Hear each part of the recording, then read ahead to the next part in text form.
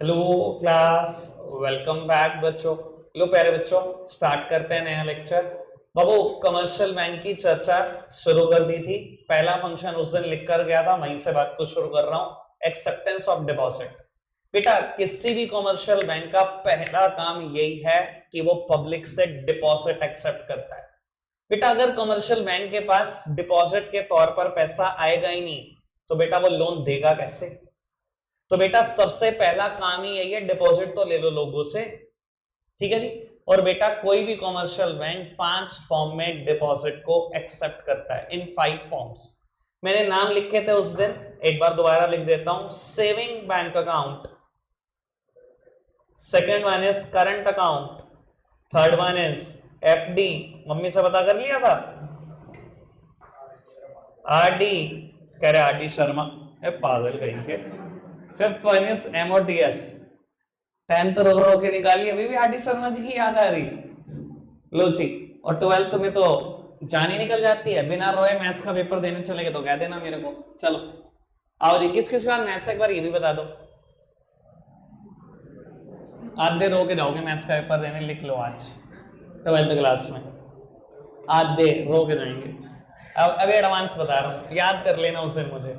लो जी बेटा, सामने देखो, सेविंग अकाउंट और करंट अकाउंट पहले कंपेयर करके पढ़ेंगे, फिर एफडी और आरडी कंपेयर करके पढ़ेंगे। आकाश भाई एक सेकंड के लिए पॉज करते हैं बाबू। कंपेयर करते हैं सेविंग अकाउंट को और करंट अकाउंट को, और आराम से समझने की कोशिश करते हैं। बेटा, सेविंग अकाउंट ओपन करते हैं हाउस होल्ड्स, नाम है सेविंग अकाउंट। अकाउंट खोलने का पर्पस एक ही है कि बेटा आप में थ्रिफ्ट को प्रमोट किया जाए। थ्रिफ्ट मतलब कुछ और नहीं होता, सेविंग से ही होता है कि सेविंग को प्रमोट किया जाना चाहिए बेटा। ठीक है जी। बाबू, अकाउंट कौन खोलता है? हाउस होल्ड्स, सिर्फ और सिर्फ जिंदा इंसान। और अगर मुझे एक एक्स्ट्रा बात बतानी हो तो मैं ये भी बता देता हूं, एचयूएफ के पास भी सेविंग अकाउंट हो सकता है। यानी कि सिर्फ इंडिविजुअल जो जिंदा इंसान है उनके पास और एक एचयूएफ के पास सेविंग अकाउंट हो सकता है। बाकी दुनिया में ऐसी कोई एंटिटी नहीं है जिसके पास सेविंग अकाउंट होता हो। कंपनी सिर्फ करंट अकाउंट, पार्टनरशिप फर्म सिर्फ करंट अकाउंट। जिंदा इंसानों के पास और एचयूएफ के पास सेविंग अकाउंट हो सकता है। ठीक है जी बाबू, सेविंग अकाउंट में आप जितने भी पैसे रखते हो उस पर आपको इंटरेस्ट मिलता है, जो कि है सालाना 3% से लेकर ज्यादा लिमिट कुछ भी हो सकती है। मैं वो बात कर लिखूंगा जो बेटा बात जनरल है। ठीक है जी। हमने उस दिन कमर्शियल बैंक की 2 कैटेगरी पढ़ी थी, public sector and private sector. यानी कि सरकारी भी बैंक होते हैं बेटा, कुछ प्राइवेट बैंक भी होते हैं। अब वो प्राइवेट बैंक थोड़ा ज्यादा लालच देते हैं, वो कहते हैं मेरे पास सेविंग अकाउंट खुलवा लो, 4% ब्याज दे दूंगा। सारे सरकारी बैंक 3% देते हैं। मैं पीएनबी की बात करूं, मैं एसबीआई की बात करूं, मैं बैंक ऑफ बड़ौदा की बात करूं, बैंक ऑफ इंडिया की बात करूं, इंडियन ओवरसीज बैंक की बात करूं, इंडियन बैंक, जेम, जिसका भी नाम ले लो यार। ठीक है जी, सब 3% देते हैं। लेकिन कुछ बैंक है लालच, कोटक महिंद्रा बैंक कहता है मेरे पास सेविंग अकाउंट खुलवा लो, 4% दूंगा। डीसीबी बैंक है अम्बाला रोड पे, वो कहता है मेरे पास खुलवा लो जी 5%, मुझसे ले जाओ। यस बैंक कहता है मेरे पास खुलवा लो सेविंग अकाउंट 6%, मुझसे ले जाओ। यस बैंक ये भी कहता है कि अगर मेरे पास सेविंग अकाउंट खुलवाओगे 1 लाख से ज्यादा जमा रखोगे तो 7% भी दे दूंगा। यानी कि बाबू लिमिट तो कुछ भी हो सकती है, पर बात मैंने वो लिखी है जो जनरल है। सेविंग अकाउंट पर 3% ब्याज मिलता है। करंट अकाउंट में पैसे रखने पर कोई ब्याज नहीं मिलता, बल्कि करंट अकाउंट मेंटेन करने के चार्जेस देने पड़ते हैं। बैंक कहता है मेरे पास करंट अकाउंट खुलवाना है, साल का खर्चा है 2000। अगर पागल हो गया, लाखों रुपए रखूंगा, ब्याज की बात कर। बैंक कहता है ब्याज भी भूल जा, 2000 में तू देगा उल्टा मुझे करंट अकाउंट मेंटेन करने के। यार ऐसा क्यों, ये नियम क्यों बता दिया कि चार्जेस देने पड़ेंगे? सर क्योंकि करंट अकाउंट में ना तो नंबर ऑफ ट्रांजैक्शन की कोई लिमिट होती, ना ही बेटा अमाउंट जमा कराने की कोई लिमिट होती। ये विदाउट लिमिट परमिटेड है। आओ जी मैं बात समझाता हूं। सर नंबर ऑफ ट्रांजैक्शन की कोई लिमिट नहीं है, ना ही अमाउंट जमा कराने की। सर ये अकाउंट तो हाउस होल्ड्स ने खोला है ना, ये अकाउंट बिजनेस फर्म्स ने खोला है भाई। आप बिजनेस फर्म को ये नहीं कह सकते कि नहीं तो एक दिन में एक से ज्यादा ट्रांजैक्शन नहीं कर सकता। बिजनेस फर्म आपको पागल बताने लगेंगी। और मैं जरूरत भी बता देता हूं। सर आपकी एक दुकान है, आपने शटर उठाया, सर शटर उठाते ही 10 बजे कस्टमर आ गया जिसने आपको पैसे चेक से दे दिए, 20,000 का सामान लेकर उसने 20,000 का चेक दे दिया। आप क्या कहोगे? छोटू सामने रहेंगे, फटाफट से 20,000 का चेक लगा के, छोटू गया चेक लगा के आके, बाबू 12 बजे 2 और कस्टमर आए, दोनों फिर चेक देगा। सर आपने फिर छोटू को भेज दिया, 2 चेक लेके जा भाई लगा के। बेटा एक और आपका सप्लायर आ गया, आपने उसको चेक काट के दे दिया, वो सामने ब्रांच में गया, आपके अकाउंट से पैसे निकाल रहा है। सर बिजनेस फर्म को रेस्ट्रिक्ट किया जा सकता है कि बैंक में ना आना, धंधा कैसे करेंगे वो? या ये कह सकते हो एक दिन में 1 से ज्यादा बार बैंक में ना आना? वो क्या बताएंगे? वो कहेंगे रहने दे, अकाउंट नहीं खोलता हम तेरे पास। भाई एक दिन में 20 कस्टमर आ सकते हैं, 20 के 20 चेक दे सकते हैं। एक दिन में 5-7 सप्लायर आ सकते हैं, आप सबको चेक काट के दे सकते हो। आप कैसे लिमिट लगा दोगे उनके ऊपर कि बैंक में ना आना? वो तो आएगा, 20 बार भी आएगा, 25 बार भी आएगा। लेकिन बेटा आपके 20 बार 25 बार दिन में बैंक में आने से आप समझते हो बैंक को बड़ी इनकन्वीनियंस होगी, उसको दिक्कत होगी, उस दिक्कत के ही पैसे दे रहे हो आप। इसलिए बेटा करंट अकाउंट में कभी ब्याज नहीं मिलता, बल्कि आपको चार्जेस देने पड़ते हैं। समझ में आ रही है बात? कोई दिक्कत कोई परेशानी तो नहीं? बाबू मैंने ये भी लिखा कि इसमें पैसे जमा कराने की भी कोई लिमिट नहीं है, कोई भी लिमिट नहीं है। और पिछली बार भी मैंने बात समझाने के लिए कि आपको बहुत अच्छे से समझ में आ जाएगी, पैसे जमा कराने की कोई लिमिट नहीं, एक एग्जांपल दिया था, दोबारा बोल रहा हूं। सर सोच कर देखो, रिलायंस इंडस्ट्रीज लिमिटेड के करंट अकाउंट में किस एक टाइम पर कितने पैसे होते होंगे? सोच कर देखो, तो आप ये भी समझ सकते हो कि कोई लिमिट थोड़ी होगी। कई हजार करोड़ होंगे बेटा, कई हजार करोड़ हर टाइम होते होंगे। तो ये भी समझ जाओ कि पैसे जमा कराने की कोई लिमिट नहीं है। समझ में आई बात? लेकिन सेविंग अकाउंट में सर दोनों की लिमिट है, नंबर ऑफ ट्रांजैक्शन की भी और अमाउंट की भी। सर क्यों लिमिट है? भैया मेरे को तो लगता है जरूरत ही नहीं पड़ती। मेरा एक सेविंग अकाउंट है, मैं गया पैसे जमा कराने, बस जमा कराया, और क्या करूंगा? जो मैंने थोड़ा बहुत जोड़ा 15 दिन 20 दिन में जमा कराया, 20 दिन में एक बार जाके। सर आज क्यों जाऊंगा दोबारा? चलो पैसे निकालने की जरूरत पड़ गई 2 घंटे बाद ही मैंने निकाल लिए, और बस एक दिन में एक बार चले जाओगे, 2 बार चले जाओगे, सर तीसरी बार आओगे बैंक मना कर देगा, घर जाओ। इतनी ट्रांजेक्शन नहीं कर सकते सेविंग अकाउंट में एक दिन में, और मुझे लगता है जरूरत भी नहीं पड़ती। एक्चुअल बात यह है। दूसरी बात सर, इसमें अमाउंट जमा कराने की भी लिमिट है। पिछली बार भी एक बात बोली थी, फिर बोल रहा हूं, ऐसा सीए बात तो आपको गाइड कर ही सकता हूं। सर सेविंग अकाउंट में अगर एक साल में 10 लाख से ज्यादा कैश जमा हुआ तो तैयारी कर लो, इनकम टैक्स का नोटिस कोई नहीं रोक सकता दुनिया में, आपके अकाउंट का नोटिस आएगा ही आएगा। 10 लाख से ज्यादा कैश एक साल सेविंग अकाउंट, तो यहां पर अमाउंट जमा कराने की लिमिट है। और वो इनकम टैक्स भी पूछना शुरू कर देता है, जी कहां से आ रहे बरस रहे, मुझे भी बता दो। सीधा नोटिस यही आएगा, सोर्स ऑफ इनकम बताओ फटाफट से आगे, कहां से आ रहे इतना कैश पैसा। कैशलेस इकोनॉमी है, वो छोड़ते नहीं जब 10 लाख से ज्यादा कैश जमा हो जाता है। कोई दिक्कत कोई परेशानी तो नहीं? सेविंग अकाउंट और करंट अकाउंट में डिफरेंस समझ में आया? अब जिसको समझ में आया उसे वो सब बच्चे एक बात का आंसर करेंगे, मेरे पास सेविंग अकाउंट होगा या करंट, दोनों। ऐसा इंडिविजुअल जिंदा इंसान हूं, सेविंग अकाउंट भी रखता हूं, बिजनेस भी तो चला रहा हूं। बिजनेस फर्म के पास कौन सा अकाउंट होता है? करंट। तो मेरे पास दोनों अकाउंट है। यानी कि इंडिविजुअल के पास हमेशा बेनिफिट होता है, जो इंडिविजुअल बिजनेस कर रहा होता है उनके पास दोनों अकाउंट होते हैं। क्या मैं क्लियर हूं इस बात को लेकर? बिल्कुल क्लियर। जो लोग अपने फादर के बिजनेस पर जाकर बैठते हैं या थोड़ी बहुत भी अपने बिजनेस के समय रखते हैं, उन्हें बहुत अच्छे से क्लियर होंगे दोनों अकाउंट, बहुत अच्छे से। वो कहेंगे कुछ नहीं है, ये क्या, ये तो हमें बहुत बचपन से पता है। क्योंकि प्रैक्टिकल नॉलेज का मुकाबला कभी थ्योरेटिकल नॉलेज कर ही नहीं सकती।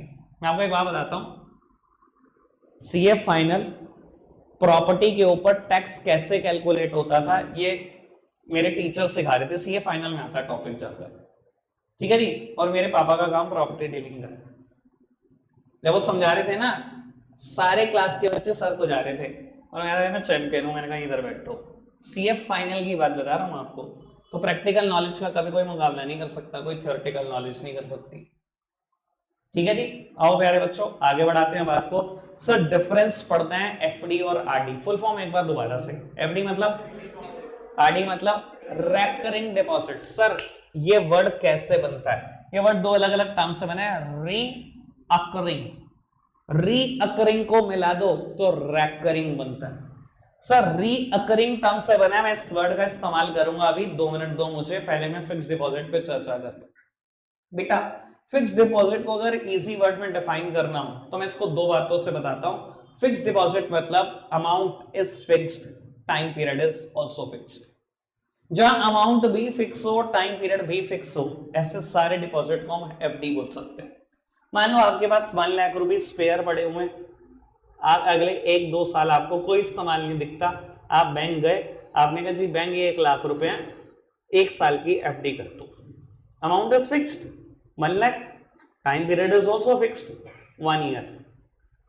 ठीक है बाबू, आपने एफडी करा दी। सर एफडी पर जितना ब्याज मिलता है उतना ब्याज किसी भी अकाउंट पर कोई भी बैंक देता नहीं। ठीक है यानी कि बैंक में हाईएस्ट ब्याज वाली कोई चीज है तो बेटा वो एफडी है। ठीक है, 6% सालाना ब्याज मिलता है, 6% पर एनम, पर एनम मतलब पूरे साल का ब्याज 6% है। ठीक है जी, मुद्दा आपको पता है, मैंने ये नहीं बताने के लिए शुरू करा, मुद्दा पिछली बार वाले बच्चों को याद आ गया होगा, वही मुद्दा आपसे, एफडी तोड़वा सकते हो कि नहीं? तोड़वा सकते हैं। 6 महीने बाद आपको पैसे की जरूरत पड़ जाएगी, आप बैंक जाके कह सकते हो जी एफडी तोड़ दो, कह सकते हो कि नहीं? कह सकते हो। आपने कहा जी बैंक एफडी तोड़ दो, मुझे अर्जेंट पैसे की जरूरत है, अभी चाहिए पैसे। बाबू बैंक ने एफडी तोड़ दी, ये भी मान लिया मैंने, ब्याज कितना मिलेगा मुद्दा ये है। बाबू एक सेकंड में पहले कंफ्यूजन दूर कर दूं, आधे से ज्यादा बच्चे ना हमेशा मुझे ये कहते हैं 1 लाख पे 6% ब्याज, 6 महीने का ब्याज। सर ये कभी भी नहीं हो सकता अगर आप थोड़े से भी समझदार हो। क्यों नहीं हो सकता भाई? अगर पूरा ही ब्याज मिलेगा बीच में भी एफडी तोड़वाने पर, तो कोई आदमी कभी सेविंग अकाउंट में पैसे जमा नहीं कराएगा। वो बैंक जाएगा, कहेगा एफडी कर दो, अगले दिन जाके कहेगा एफडी तोड़ दो, पैसे दे दो। वैसे 3% कमाता है, ऐसे 6% कमा लिया। ऐसा कभी नहीं होगा, कभी भी नहीं होगा। अब मैं आपको ये भी बता देता हूं, बैंक को आपने इनकन्वीनियंस दिया, चाहे आप मानो कि ना मानो। अगर आप एफडी बीच में तोड़वाने जा रहे हो, आपको पता है आप बैंक को दर्द दे रहे हो बहुत बड़ा, आपको पता नहीं लग रहा होगा, मैं आपको दर्द समझा देता हूं।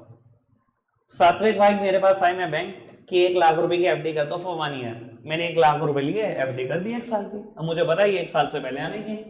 अब नहीं, मेरे पास आई 1 लाख रुपए लोन दे दो 1 साल के लिए, मैंने 1 लाख रुपए दे दिया लोन 1 साल के लिए। मुझे ये भी पता है पैसे भी नहीं आने के 1 साल से पहले। अब मुझे लेकिन ये बात क्लियर है कि मैं अच्छा कमाऊंगा, इसको मैंने 12% पे लोन दिया, मैं इसको 6% पे एफडी कि 12% आएंगे, 6% देने हैं, 6% बच गए, 6,000 रुपए कमाऊंगा। समझ में आई बात? 6 महीने बाद उठकर आ गए। अब नहीं तो नहीं आई, ये उठकर आ गए कि लाओ जी बैंक पैसे दो। ईमानदारी से बताना, इसके वाले पैसे मेरे पास हैं, कब आने? 6 महीने के बाद। परेशान कर रहा है कि नहीं कर रहा बैंक को? तो परेशानी विद इंटरेस्ट वापसी कर दो। बैंक ऐसे ही करता है, जितनी इनकन्वीनियंस बैंक को आप दोगे उतनी वो आपको इन रिटर्न देगा। क्या करेगा? बैंक आपको सेविंग अकाउंट की ब्याज देगा, एफडी की नहीं। यानी कि अगर एफडी बीच में तोड़वाई तो ब्याज किसकी मिलेगी? सेविंग अकाउंट की। ये समझ लो जो 3% आपके को कम दिए उसने, वो इनकन्वीनियंस कॉस्ट में काट लिए। क्या मैं क्लियर हूं इस बात को लेकर? आतिफ समझ में आई बात? पक्का से क्लियर हो गई सबको? हाँ जी श्रेया जी ओके? कंफ्यूज हुए आप थोड़ा सा? क्या हुआ?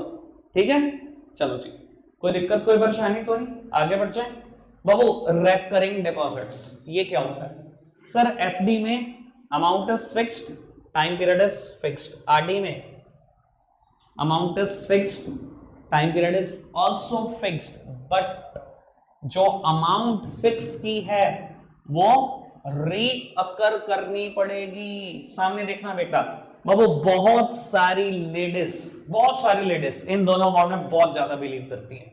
और मैं बता देता हूं, आरडी अकाउंट इतने बैंक के पास भी नहीं होते जितने पोस्ट ऑफिस के पास होते हैं। पोस्ट ऑफिस का भी एक फंक्शन है, इतने किसी कमर्शियल बैंक के पास आरडी नहीं होंगी जितनी पोस्ट ऑफिस के पास होती है। और इवन ये भी बता देता हूं, गोपाल नगर का जो पोस्ट ऑफिस है इतना डिपॉजिट है, आसपास की ब्रांचों के पास भी नहीं है। 4-5 ब्रांच भी मिला लो, इतना पैसा नहीं निकलने का।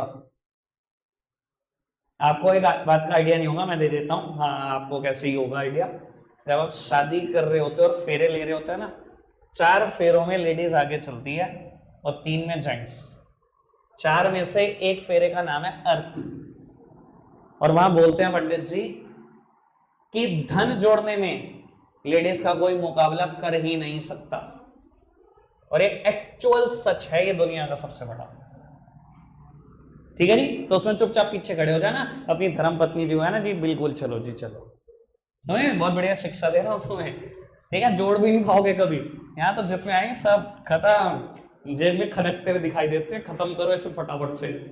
ठीक है जी, तो बाबू बात यह है कि आरडी अकाउंट सबसे ज्यादा लेडीज के नाम पर खुले हुए इंडिया में। चलो मैं बताता हूं आरडी का मतलब। सर अमाउंट फिक्स्ड है, टाइम पीरियड भी फिक्स्ड है, पर अमाउंट आपको हर मंथ रीअकर करनी है। आप गए शिवम भाई, आप ना सुधरते नहीं हो, अगर मैंने 2 चमाट मारे ना कहीं और हो जाएगा। आप बैंक में पहुंचे, आपने कहा जी 500 रुपए से आरडी खुलवानी है, प्लीज मेरी तरफ देखो। 500 रुपए 5 साल आरडी खुलवानी है। Amount is fixed 500, time period is also fixed 5 year, but 500 रुपए हर महीने देने, हर महीने। 5 साल में हुए 60 महीने। अब एक बार 500 देके जानी छूट जाएगी, रीअकरेंस करनी पड़ेगी। मान लो आपने 15 अप्रैल को आरडी खुलवाई, 15 अप्रैल को 500, 15 मई, 15 जून, 15 जुलाई, 60 महीनों तक देते चले जाओ। 60 महीनों में पैसा कितना दिया? 500 रुपए महीना, मतलब 30,000 ब्याज मिलेगी। बेटा ये ब्याज सेविंग अकाउंट से ज्यादा होती है, बट एफडी से कम। सेविंग अकाउंट से ज्यादा ब्याज होती है, पर एफडी जितनी ब्याज देने वाला कोई अकाउंट ही नहीं होता बैंक के पास। ठीक है जी, ब्याज मिलेगी लगभग 4.5% पर एनम सालाना। ठीक है जी, मुद्दा फिर वही है, आरडी बीच में तोड़वा सकते हैं नहीं? फटाफट बताओ। तोड़वा सकते हैं, आपका पैसा भाई, जब मुझे तोड़वाओ।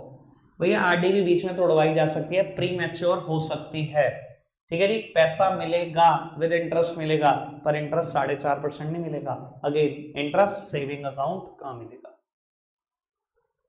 क्लियर हो ना बात को लेकर? पक्का से बाबू। लास्ट फंक्शन एमओडीएस, फुल फॉर्म याद कराना, आधो को नहीं याद होगी।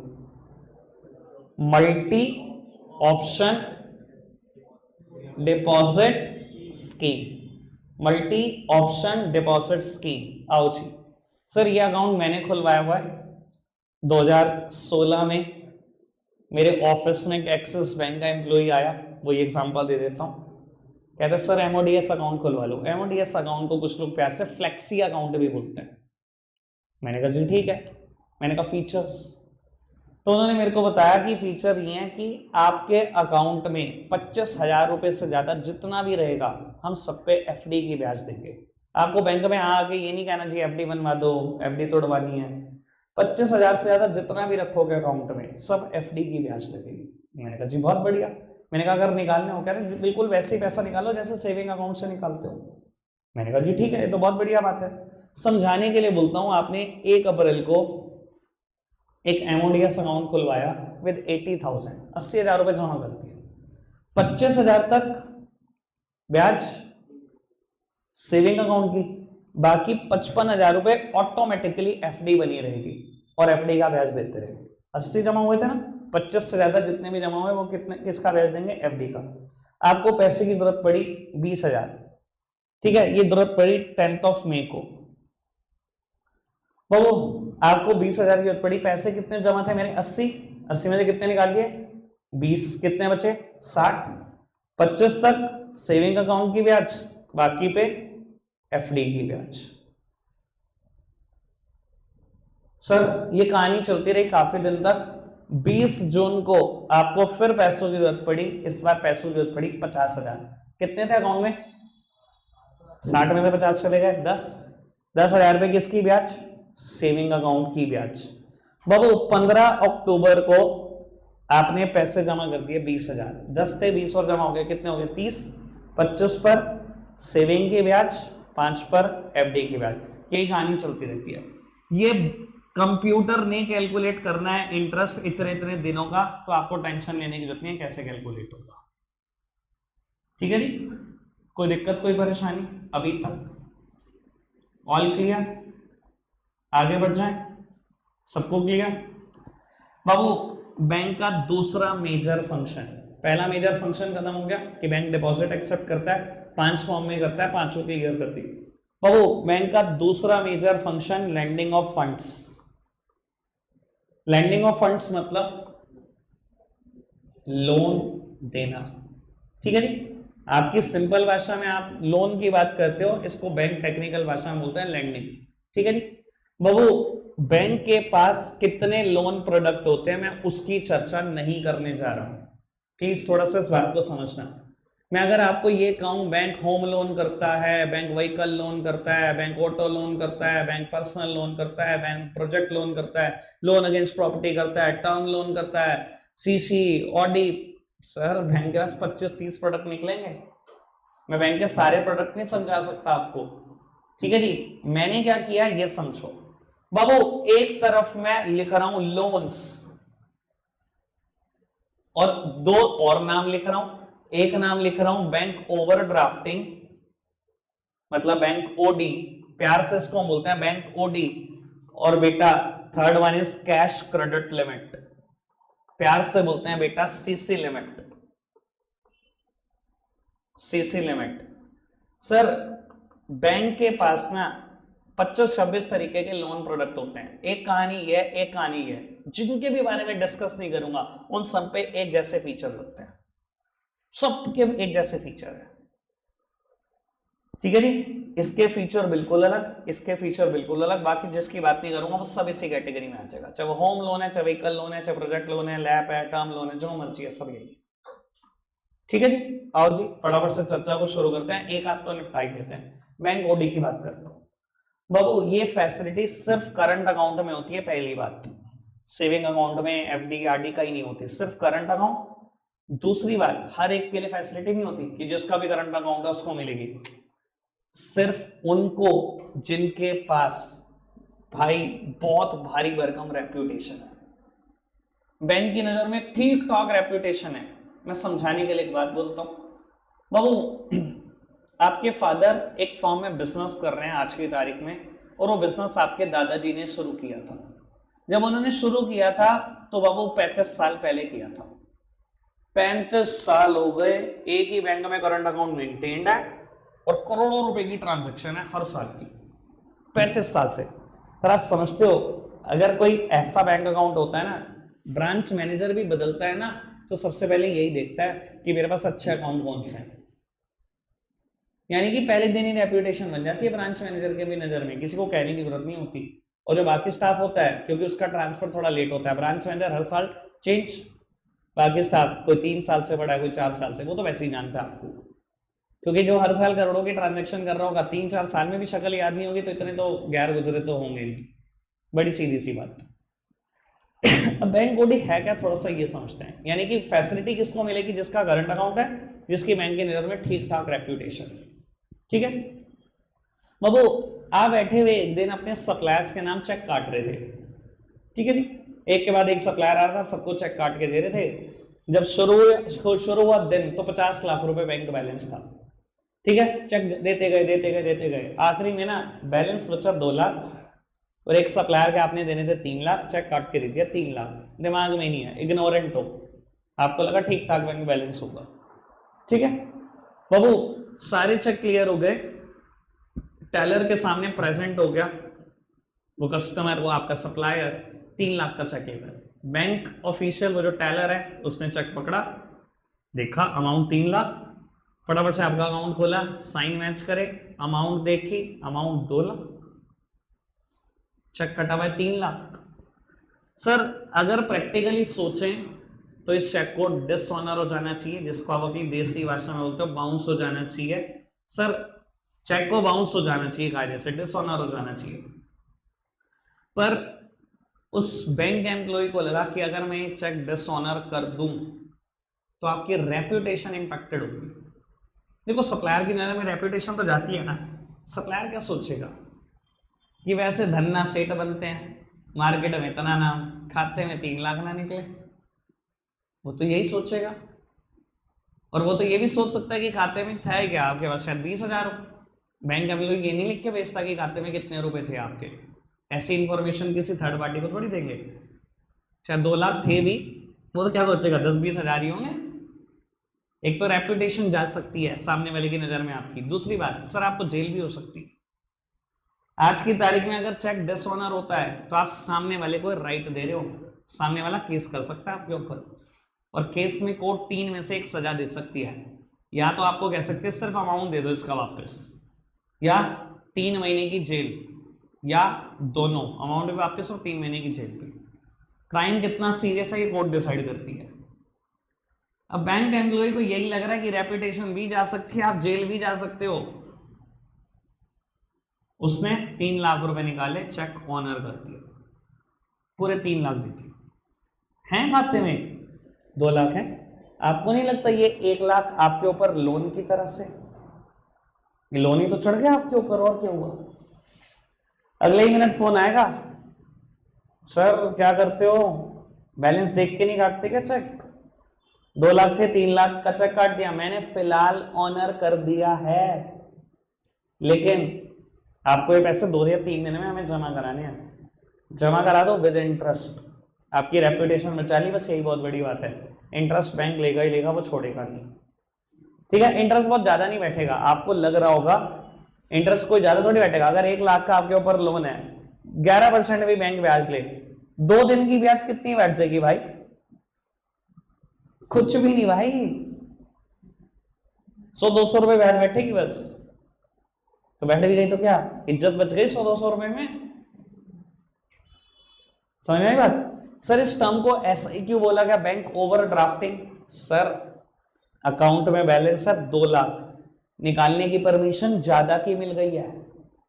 2 लाख थे, 3 लाख निकाल पाए, अपने बैंक अकाउंट को ओवर ड्राफ्ट ही तो कर रहे हो, ज्यादा ही तो निकाल रहे हो, इसलिए नाम पड़ा बैंक ओवर ड्राफ्टिंग, ठीक है। प्यार से बोलते हैं बैंक ओडी, ठीक है। रखते हैं आज के लिए इतना ही है प्यारे बच्चों, बाय बाय।